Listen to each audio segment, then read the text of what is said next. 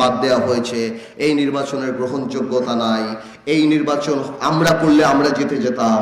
কিন্তু আমি একটা কথা পরিষ্কার করে বলে দিতে চাই, বিএনপি বলুক, শব্দ বলুক, ইউনূস সাহেব বলুক, গ্রাউন্ড রিয়ালিটি কিন্তু ডিফারেন্ট। যেখানে আমার ভাইদের যেই ডিস্ট্রিক্টে যেই গ্রামে 15 তারিখ 5 অগস্টে বা এই 17 বছরের রক্ত ঝরেছে, আমার ভাইদের লাশ গিয়েছে, ওই সব জায়গায় আওয়ামী লীগের ক্যান্ডিডেটেরা যা ভোট চাওয়ার মুখ রাখে না, তাদেরকে কেউ ভোট যেতে দিবে না। গ্রাউন্ড রিয়ালিটি আলাদা। বিচার না হওয়া পর্যন্ত আওয়ামী লীগকে বাংলাদেশের মানুষরা ঘর থেকে বের হতে দিবে না রাজনীতি করার জন্য।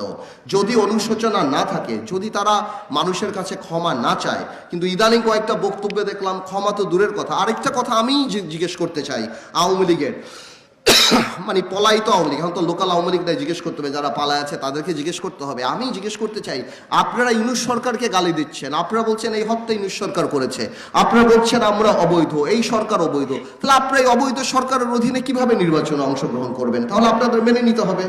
তো আমি মনে করি যে বিএনপি হয়তো ছাড় দিতে চায় আওয়ামী লীগকে নির্বাচনে আসুক, বা নৈতিকভাবে আমি মনে করি না আওয়ামী লীগের নির্বাচন করার কোনো সুযোগ আছে। এবং আওয়ামী লীগের মতো দলকে, যারা গণহত্যায় বিশ্বাস করে, যাদের কোনো রাজনৈতিক অস্তিত্ব নাই, যারা ক্ষমতায় যাওয়ার জন্য সব কিছু করতে রাজি, সেই ধরনের দলকে বাতিল নিষিদ্ধ করার জন্য আমি মনে করি সংবিধানের প্রভিশন থাকা উচিত।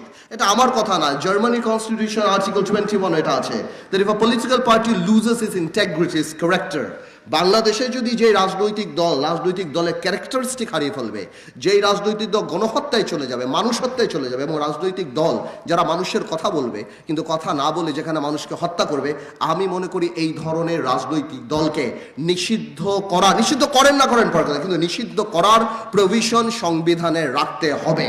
না হলে এরা আবার করে সামনেও আবার এই ধরনের রাজনৈতিক দল সামনে চলে আসবে।